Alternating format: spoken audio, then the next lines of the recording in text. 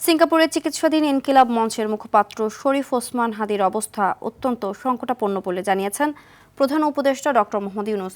বুধবার রাত 10:30টার দিকে প্রধান উপদেষ্টার সরকারি ফেসবুক পেজের এক পোস্টে হাদির এই অবস্থার কথা জানান তিনি। বিবৃতিতে বলা হয়, সিঙ্গাপুরের পররাষ্ট্রমন্ত্রী ডক্টর ভিভিয়ান বালাকৃষ্ণান বুধবার দেশটিতে চিকিৎসাধীন জুলাই গণঅভ্যুত্থানের সম্মুখভাগের অকুতোভয় যোদ্ধা ও ইনকিলাব মঞ্চের মুখপাত্র শরীফ ওসমান হাদিকে দেখতে গিয়েছিলেন।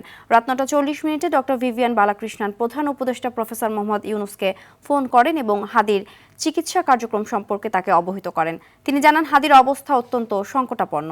এমন অবস্থায় দেশবাসীকে শান্ত থাকার আহ্বান জানিয়ে হাদির জন্য দোয়া ও প্রার্থনা করার অনুরোধ করেছেন প্রধান উপদেষ্টা।